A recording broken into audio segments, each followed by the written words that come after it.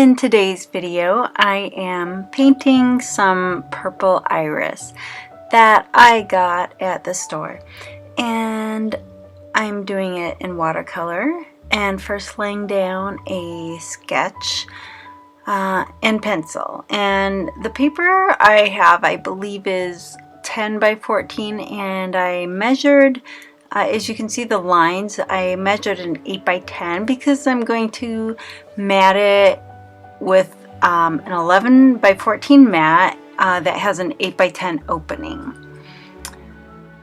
So the flowers, like I said, are purple iris. They have a tinge of a yellow, like a little yellow stripe down one of the petals, and that will be fun to capture, I think, with the purple contrasting. And so I'm really excited. It's going to be fairly loose and not super detailed. I just really want to capture the splashes of color. So we'll start with my colors. I've got a rose deep and an ultramarine blue, cadmium yellow medium. I have a cobalt violet and a highlighting white and some sort of transparent red earth, and then Diox mauve, which is the purple. These are mostly Old Holland colors. I also have some Viridian green on the palette. That's the ultramarine blue with some of the rose.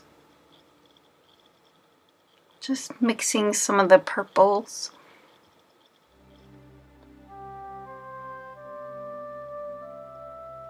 And again, I'm just going to start by laying out color, not really staying in the lines, just basically in the direction.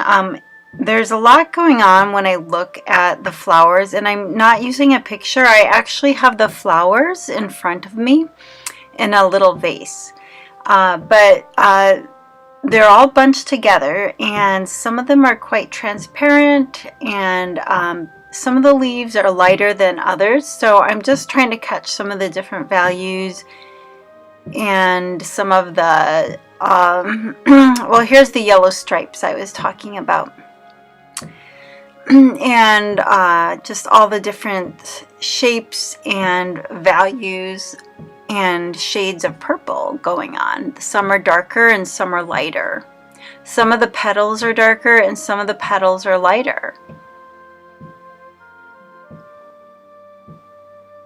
And then they kind of have like a narcissus or a daffodil stem, or even a tulip stem.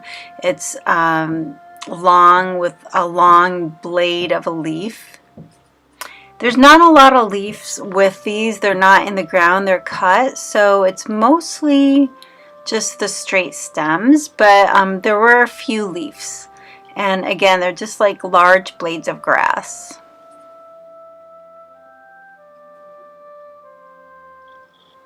Now I'm just taking a thinner brush and some darks, and I'll probably kind of add some water to soften these harsh lines, but just need some of the darker contrasts of the shadows, and I'm really, again, just suggesting them. I'm not doing a super hyper realistic painting,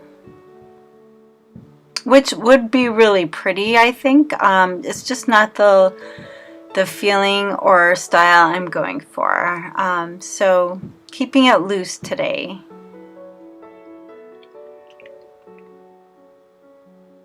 And I believe I'm now on my second pass after letting the first pass partially dry.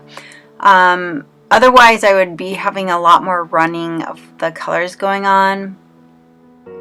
And that's just something to keep in mind if you are trying this yourself, especially with the high contrasts of the yellow. Those could disappear entirely. But yet you don't want them to, you do want them to blend a little, so using a little extra water to soften the yellows. At least one edge of it can be helpful. This is mostly Viridian green, I can tell, which is a nice cool green.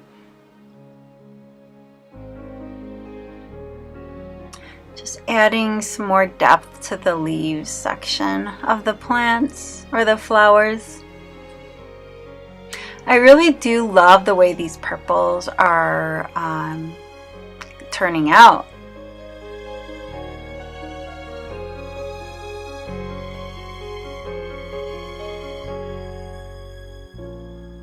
All right, just a few touches, small last details. Some of there was kind of some rustier colors. It's kind of an organic colors to just have some of the yellow, reds and earth tones in there. We're almost finished. I'm just holding the camera so it's shaking a little bit, but we're almost done here. And a few highlights, because some of the petals were like that, just almost like a paper white color. And there we go. I hope you enjoyed this video. Happy spring!